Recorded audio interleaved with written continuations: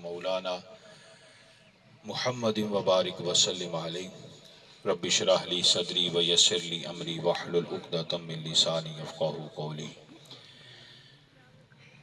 محترم علامہ ظہور احمد سیالوی صاحب، آپ کی اہلیہ برخوردار قاری محمد عبداللہ صاحب، آپ کی والدہ مرحومہ مغفورہ،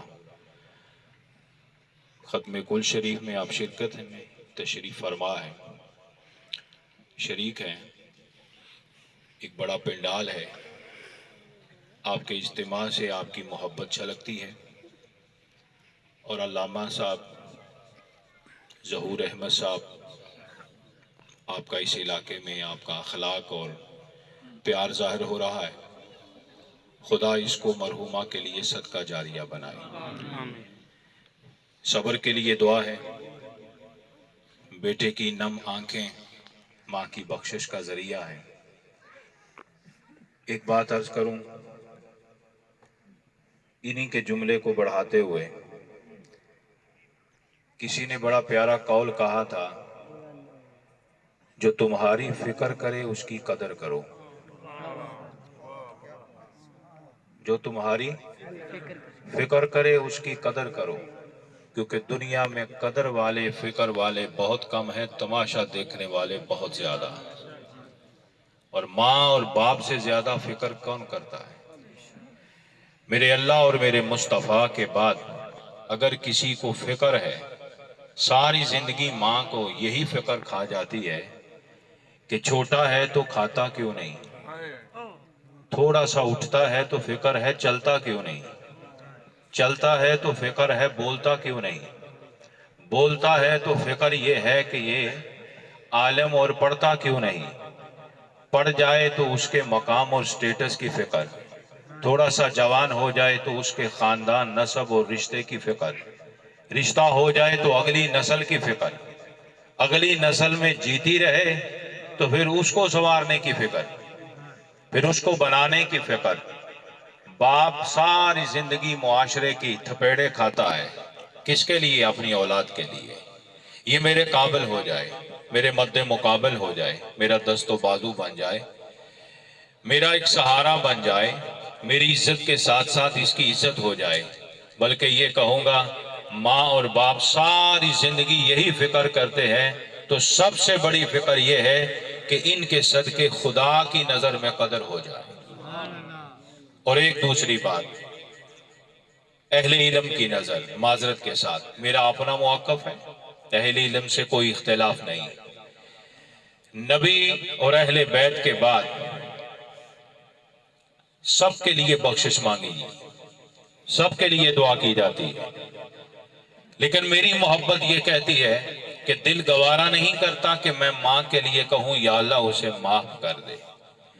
جس کے قدموں تلے رب نے جنت بنائی ہو،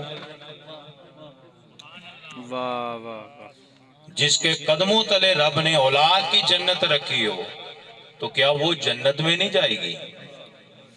اس کے لیے جنت میں جانا اتنا ہی کافی ہے، جو حضور نے فرمایا ہے کہ اگر شوہر کی محبت میں اور اس کو وقت پہ کھانا دینے کے لیے سنت بھی چھوڑ دے، صرف فرض ادا کر لے، تو خدا اسے جنتی کرتا ہے۔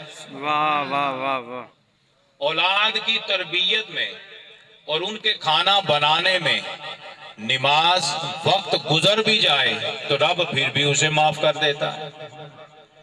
روزے میں کسی شے کو چکھنا حکم نہیں ہے، لیکن اپنی اولاد اتنا چھوٹا بچہ ہو اہل علم کی نظر میں، یا شوہر کے ڈر کی سختی کی وجہ سے کہ نمک کم زیادہ نہ ہو، چکھ کے پھینک دے تو تب بھی روزہ اس کا بچا ہو، واہ واہ واہ واہ، تب بھی اس کا روزہ۔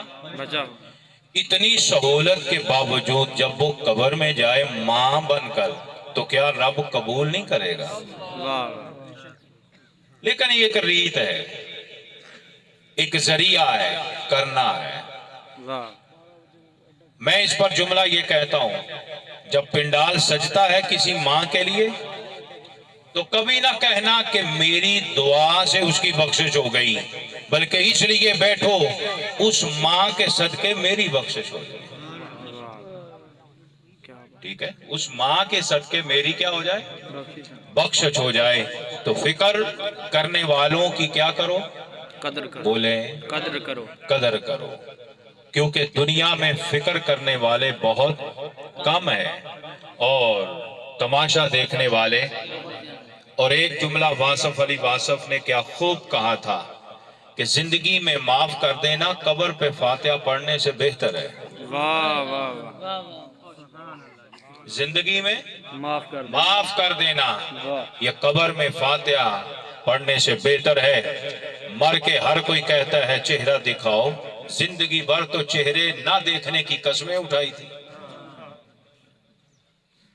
لین دین ختم کر دیے جاتے ہیں, جینا مرنا ختم کر دیا جاتا ہے. امیر انیس نے کیا خوب اس لیے کہا تھا, جب تک جند میں جان تھی پوچھتے نہ تھے لوگ, جان کیا نکلی کفن اٹھا اٹھا کے دیکھتے ہیں لوگ. واہ واہ. جب تک جان ہے تو پوچھتے نہیں, اور جب مر جاتے ہیں رکھو ذرا مجھے بھی دکھا دو, رکھو ذرا جنازہ میں بھی چہرہ دیکھ لوں. جب تک جیتا تھا تو دیکھنا گوارا نہیں تھا. انسان کی قدر اور احساس کو اس معاشرے کے اندر پیدا کرنے کی کوشش کریں. یہی سب سے بڑا مرشد اور پیر ماں ہے. کون ہے, بولیے کون ہے, اس کے بعد کون ہے, بلکہ دونوں ہیں, ماں اور باپ. یہ سب سے بڑا پہلا پیر ہے, یہ سب سے بڑے مرشد ہیں, ان کی بیعت کرو.